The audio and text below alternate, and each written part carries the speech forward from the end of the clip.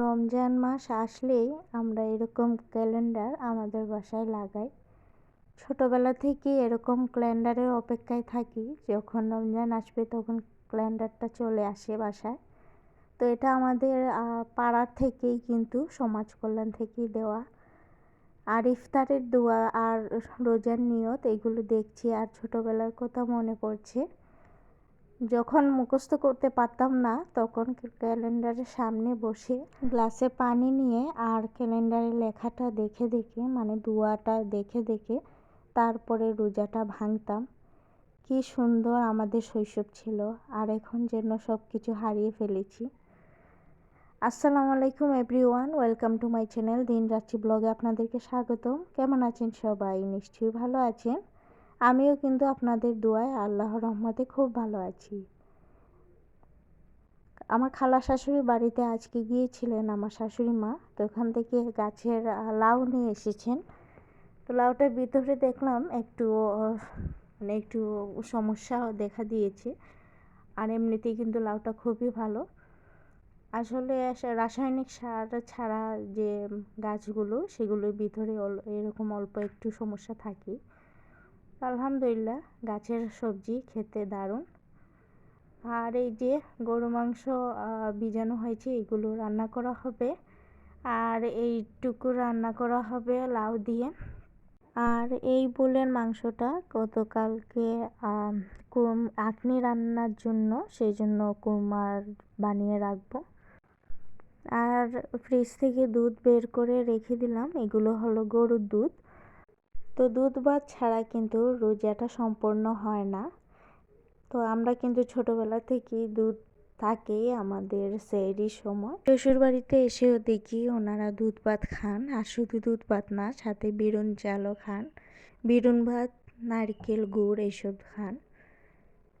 তো এইদিকে সেহরির জন্য আইটেম শুরু হয়ে গেল কাটাকুটি। লাউ দিয়ে গরু মাংস রান্না করা হবে, আর শুধু গরু মাংস ভুনা করা হবে। আর তো থাকবে দুধ ভাত।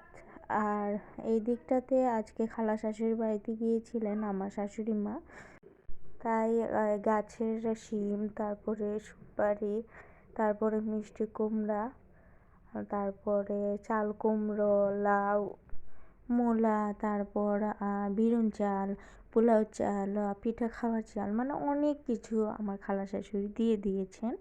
তো ওনার বাড়ি গ্রামে হওয়াতে অনেক কিছু কিন্তু ওনারা ফলান। নিজেদের ক্ষেতের চাল, তারপরে নিজেদের ক্ষেতের সবজি, অনেক কিছু ওনাদের কাছে আছে। তো গ্রামে থাকার কিন্তু এটাই বিরাট সুবিধা। আপনাদের কাছে একটা লাইক চেয়ে নিচ্ছি, আপনারা যে যেখান থেকে আমার এই ব্লগটি দেখছেন অবশ্যই কিন্তু একটা লাইক দিয়ে দিবেন। আর যদি আপনারা নতুন হয়ে থাকেন তাহলে কিন্তু সাবস্ক্রাইব করে আমার চ্যানেলটির পাশে থাকতে পারেন। এরকম ডেইলি ব্লগ আপনাদের সাথে শেয়ার করব আমি। আর যারা অলরেডি করে ফেলেছেন আপনাদেরকে অসংখ্য ধন্যবাদ। তো এইদিকে আমরা চানা গুছিয়ে নিলাম, বক্সে রেখে দিলাম। আর এটা হলো পোলাও চাল, আমার শাশুড়ি মা বাসা থেকেই রেখেছেন। তো চালটাও এই বক্সে গুছিয়ে নিয়েছি। আর এখন ডালটা রেখে দিব বয়ামে। তো ডালটা আসলে আমরা সেই রকমভাবে ডালটা কিনে আনিনি, কারণ আমাদের বাসা অলরেডি ছিল, তো সামনে আবার কিনে আনা হবে। তো আমরা কিন্তু মানে আমার শ্বশুর বাড়িতে কিন্তু মশারির ডাল দিয়ে কিন্তু পেঁয়াজও করা হয়। আর এই মশারির ডালের পেঁয়াজি কিন্তু আমি খুব বেশি ফ্যান হয়ে গিয়েছি, কারণ মশারির ডালের পেঁয়াজি কিন্তু অনেক মুচমুচে হয় আর খুব সুন্দর ঘ্রাণও করে, আর খেতেও খুব সুস্বাদু। এখন বিরিয়ানি চালটা ঢেলে নিব। তো এটা কিন্তু অনেক বড় গেলেন, আর এখানে মিনিমাম 10 কেজি বা 12 কেজি হবে এরকম বিরিয়ানি চাল আমার খালা শাশুড়ি দিয়েছেন। আর বিরুন চাল বলতে বিন্নি চালকে আমি বুঝিয়েছি, সিলেটে কিন্তু এটাকে বিরুন চাল বলে, সেই জন্য আমার কথায় চলে আসলো বিরুন চাল। তো এই চালটা দিয়ে কিন্তু আমরা খুব মজার ক্ষীর রান্না করি।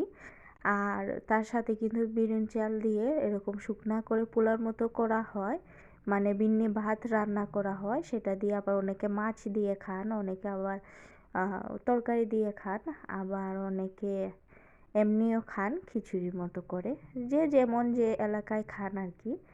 তো পুরোটা গ্যালেন ভর্তি করে তারপরও আরও অল্প কিছু রয়ে গিয়েছে, এটা আরেকটা গ্যালেনে রেখে দিব। তো খুব সুন্দর ওনার ক্ষেতের বিরিন চাল, তো ভালো লাগলো আসলে। আর রোজা আসলে আমার শ্বশুর বাড়িতে এটি ছাড়া কিন্তু সেহরি সম্পন্ন হয় না।